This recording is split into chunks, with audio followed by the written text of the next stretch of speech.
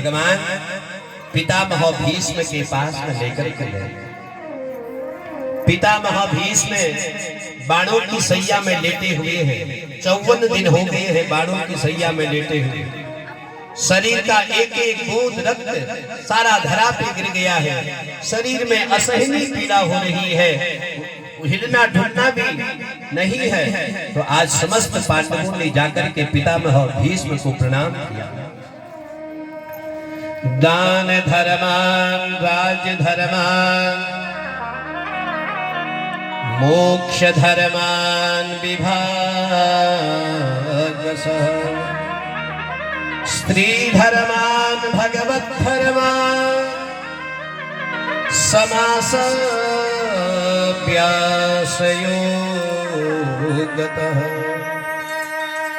पितामह भीष्म ने पांडवों को समस्त धर्मों का निरूपण किया, किसी को विस्तार से और किसी को सूक्ष्म रूप से समस्त धर्मों का निरूपण कराया गया।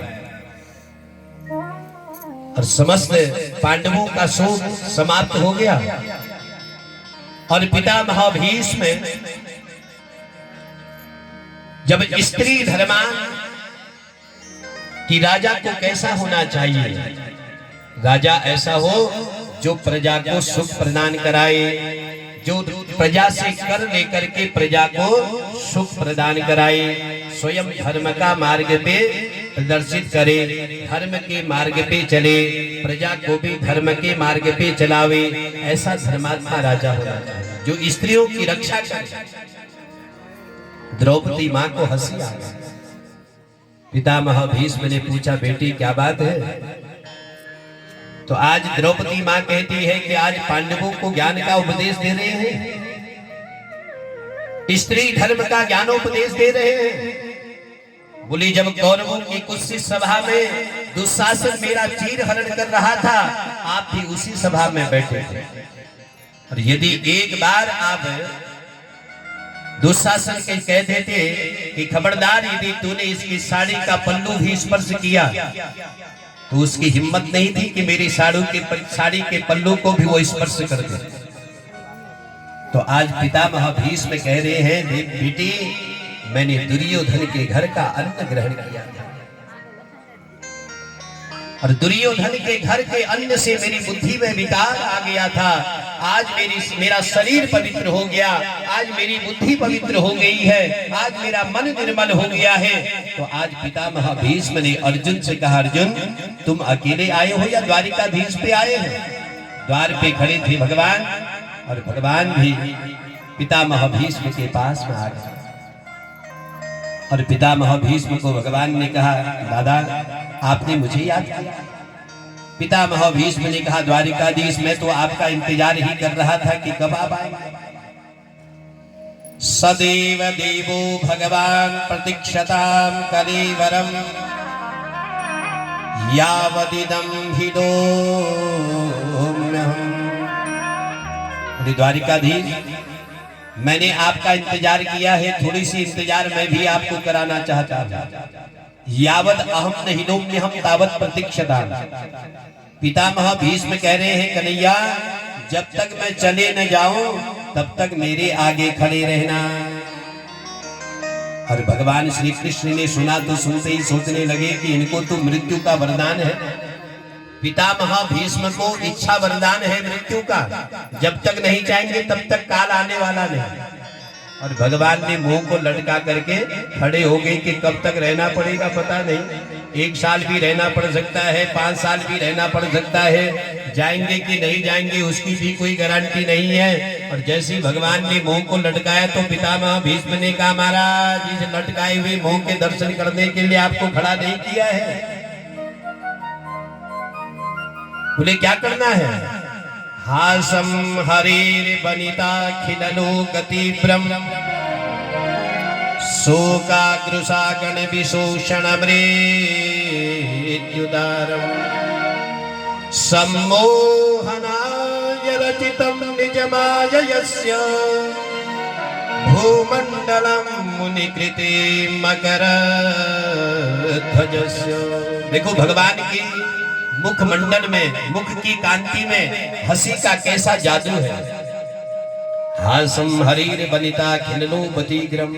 यदि कोई शोक में डूबा हुआ मनुष्य है ना, यदि वो एक बार भगवान से हंसी से परिपूर्ण मुखार बिंद का दर्शन कर ले तो उसका सारा शोक सागर समाप्त हो जाता है, सूख जाता है। तो पितामह भीष्म ने भी भगवान के चरणों में 11 श्लोकों में स्तुति करी, 11 श्लोकों में, और सोचा कि जो आज समय मिला है ये बार बार मुझे नहीं मिलेगा।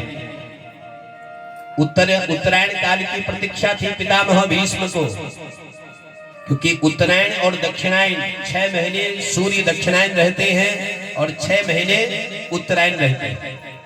और दक्षिणायन है देवताओं की रात्रि और उत्तरायण है देवताओं का दिन। यदि दिन में किसी के घर में हम जाते हैं तो दरवाजे खुले मिलते हैं, और रात्रि में किसी के घर में जाते हैं तो दरवाजे बंद मिलते हैं। यदि दक्षिणायन काल में जो यदि देह को त्याग देता है तो उसको स्वर्ग के दरवाजे बंद मिलते हैं। कब तक? जब तक उत्तरायण काल प्रारंभ नहीं होता, तब तक उसको प्रतीक्षा करनी पड़ती है द्वार पर। तो पितामह भीष्म को भी उत्तरायण काल की प्रतीक्षा थी। सूर्य उत्तरायण हो गए, माघ का महीना है, शुक्ल पक्ष है, एकादशी तिथि है। सोचा कि ऐसा अवसर मुझे बार बार नहीं मिलेगा, तो भगवान के चरणों में 11 श्लोकों में ही स्तुति करी और पुष्पितापित छंद में इति मतिरूपकल्पिता पितृष्णा भगवती सात्वत पुंगवे विभूम्नि स्वसुखमुपगति क्वचित् विहर्तुं प्रकृतिमुपेयुषि यद प्रभाव। तो 11 श्लोकों में इतिमति रूप कल्पिता तृष्णा, हे गोविंद, जाने से पहले मुझे एक अविवाहिता कन्या की शादी करानी है। मेरे पास में एक अविवाहिता कन्या है, यदि मैं इस कन्या का विवाह करके नहीं जाऊंगा महाराज, ये कन्या मुझे आजीवन भर कोसेगी। भगवान ने कहा पितामह आपकी तो शादी नहीं हुई, आपकी कन्या कहाँ से हो गई? बोली मैंने इस बुद्धि रूपी को मैंने अपनी कन्या बना लिया है, इस मति को कन्या बना लिया है, क्योंकि इस मति में इस बुद्धि में नाना प्रकार के विकार भरे रहते हैं। तो आज मेरी बुद्धि पवित्र हो गई है, आज मेरी बुद्धि निर्मल हो गई है। आपको भी तो किसी वधू की आवश्यकता है, तो आप इस कन्या रूपी बुद्धि रूपी कन्या को आप स्वीकार करो। और 11 श्लोकों में स्तुति करते हुए पितामह भीष्म ने स्तुति करते हुए अपना 5 भौतिक शरीर 5 तत्वों में विलीन कर दिया।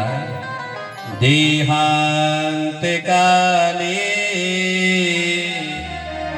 तुम सामने हो, मुरली बजाते मन को लुभाते, यह गीत गाकर तननाथ त्यागो, गोविंद दामोदर माधवेति।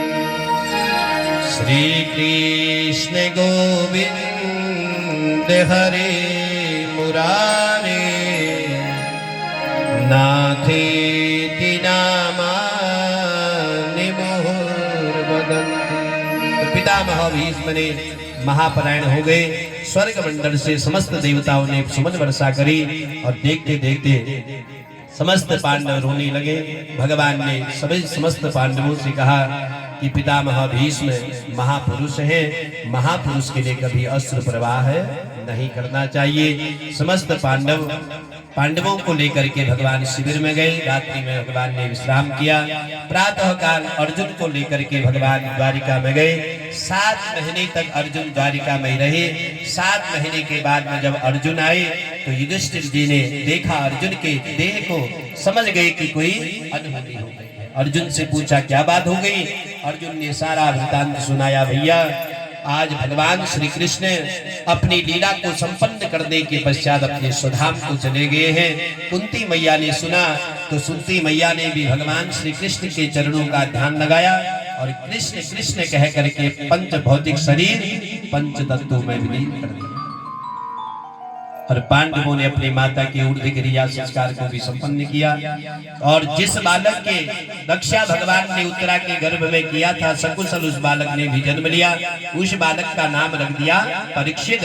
आज समस्त पांडवों ने परीक्षित बड़ा हो गया, परीक्षित को राजगद्दी सौंप दी। और राजगद्दी सौंप करके पांचों पांडव द्रौपदी को लेकर के उत्तराखंड की भूमि में आए और पंच प्रयाग होते हुए बद्रिकाश्रम में गए, सरस्वती नदी में स्नान किया और स्वर्गारोहण की यात्रा प्रारंभ करी।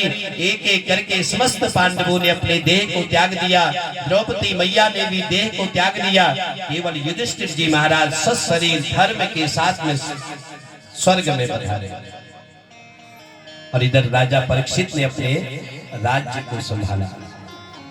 और ऐसे धर्मात्मा परीक्षित है राज्य, जिनके राज्य में कोई भूखा नहीं रहता है, कोई भूखा नहीं सोता है, कोई अपने घरों में ताला नहीं लगाता है, दुकानों में ताला नहीं लगाता है, रात्रि में नगर ग्रामों में विचरण करते हैं राजा परीक्षित। तो आज की कथा को यहीं पर विराम।